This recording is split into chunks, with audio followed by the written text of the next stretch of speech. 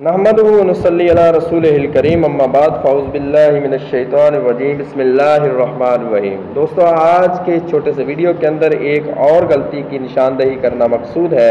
وہ غلطی ہم کیا کرتے ہیں؟ اکثر دیکھا گیا ہے کہ حالت سجدہ میں اپنے بازوؤں کو یعنی کہنیوں کو آدمی زمین پر لگا دیتے ہیں۔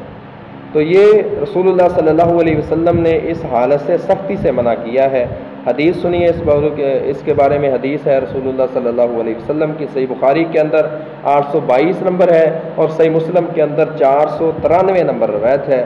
رسول اللہ صلی اللہ علیہ وسلم نے فرمایا، اعتدلوا فی السجود، سجدے میں اعتدال اختیار کرو، ولا یبسط احدکم ذراعیہ، اور تم میں سے کوئی شخص اپنے بازوؤں کو اس طرح نہ بچھائے، انبساط الکلب، جس طرح کتا اپنے بازوؤں کو بچھا کر بیٹھتا ہے۔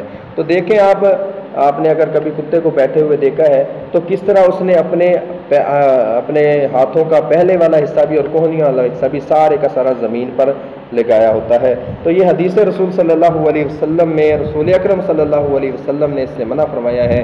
ایک بار پھر نمبر سن لیں، صحیح بخاری کے اندر 822 نمبر ہے، صحیح مسلم کے اندر اس حدیث کا نمبر 493 نمبر ہے۔ تو اس حالت سے سجدے کی حالت میں بچنا چاہیے۔